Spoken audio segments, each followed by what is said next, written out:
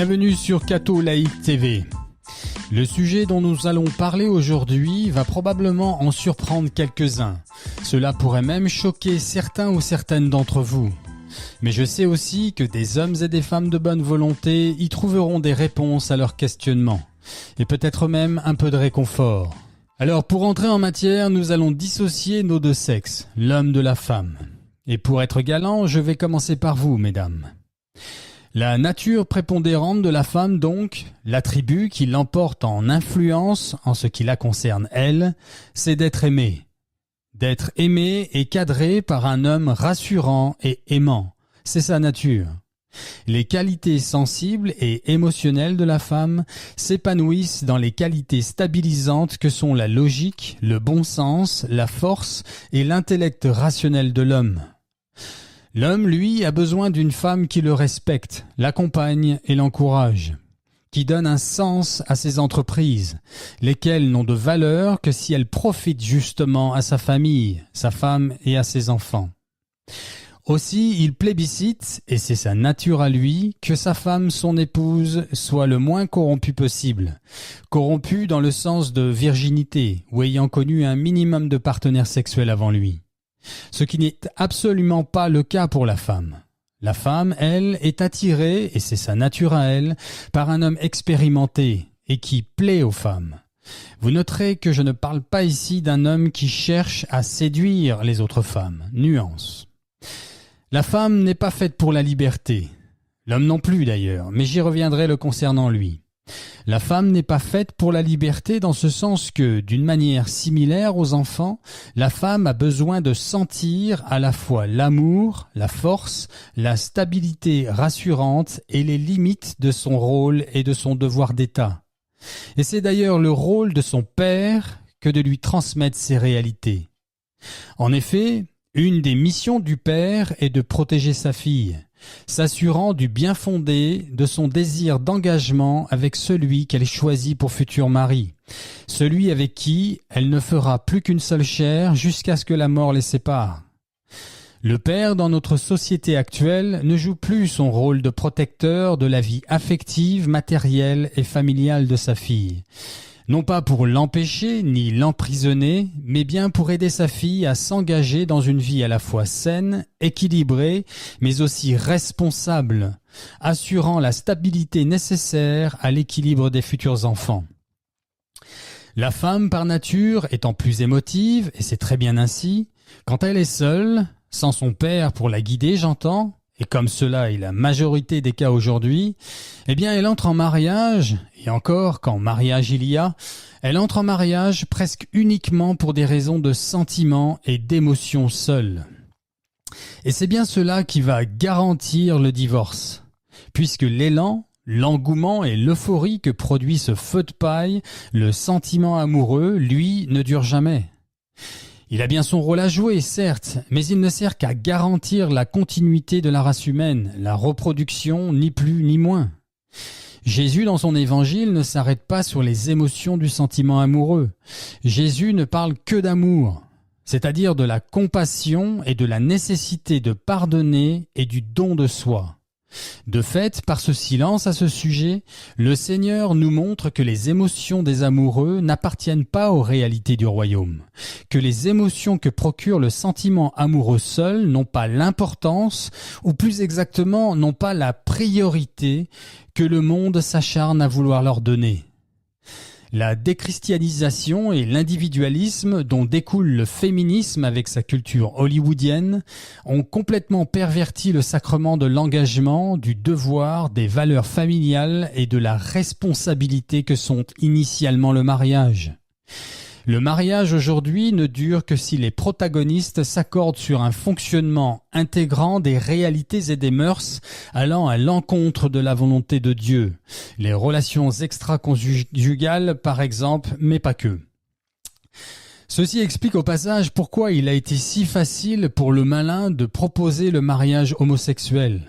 En effet, la première étape du diable a été de transformer l'indissoluble sacrement du mariage entre l'homme et la femme, duquel naissent les enfants, de transformer cette union divine en une union basée sur les sentiments amoureux seuls. Un engagement solennel pris sous l'effet d'une simple émotion. Émotion forte, certes, mais laquelle est certaine de se volatiliser comme n'importe quelle autre émotion. Une fois la définition du mariage travestie de la sorte, il fut facile de soumettre le mariage entre personnes du même sexe, puisque ce dernier n'est basé que sur le sentiment amoureux. Il faut savoir que près de 60% des mariages finissent par un divorce aujourd'hui. Or, qui divorce? Qui demande le divorce? Eh bien, c'est justement cette même jeune fille, entrée en mariage sans avoir bénéficié de la protection de son père, lequel aurait dû cadrer et surtout protéger sa fille des réalités de la vie. En effet, près de 80% des divorces sont demandés par les femmes, engendrant un déséquilibre et une souffrance aux enfants qui resteront marqués à vie, ainsi que toute la société par voie de conséquence. En outre, les hommes dans tout cela ne sont pas en reste. La majorité d'entre eux continuent à se voiler la face, ne trouvant aucune alternative pour subvenir à leurs besoins sexuels, affectifs et familiaux. Et, de fait, ils mentent aux femmes, leur faisant croire que tout cela est OK, que c'est normal, que c'est l'évolution des choses, qu'il faut s'adapter, alors que l'écrasante majorité d'entre eux ne le pensent pas une seconde. Au fond d'eux-mêmes, ils savent très bien que quelque chose d'essentiel ne fonctionne plus. Ce mensonge, né de la République et des féministes, sur ce qu'est la nature de la femme, pousse la majorité des hommes à leur mentir, mais aussi à eux-mêmes, afin de satisfaire leur libido ou par peur de la solitude. Par voie de conséquence, 4 nouvelles catégories d'hommes ont émergé depuis les années 60, et les anglo-saxons donnent même un nom à chacune d'entre elles. Première catégorie, les fameux Sims. C'est la plus grande ou la plus répandue aujourd'hui. Ce sont les hommes qui font croire aux femmes que ce qu'elles pensent et désirent est très bien. Cela dans le seul but d'obtenir leur faveur sexuelle. Deuxième catégorie, les incels. Ce sont des célibataires involontaires, ceux que les femmes modernes ne choisissent jamais comme partenaires sexuels. Cette catégorie d'hommes finissent souvent d'ailleurs par détester les femmes. Troisième catégorie, les passport bros. Ce sont les hommes qui vont chercher leurs épouses à l'étranger, dans des pays où les relations sont encore, somme toute traditionnelles. Asie, Amérique du Sud, pays de l'Est, etc. Et où, cela dit en passant, aucun homme ne vient jamais chercher une épouse en France. Enfin, quatrième catégorie qui a émergé au début des années 2000, mais qui s'est beaucoup développé ces 2 dernières années. C'en est même devenu un mouvement, lequel est fondé sur beaucoup de lucidité au départ, mais puisque évoluant en dehors de Dieu, il est lui aussi une idéologie.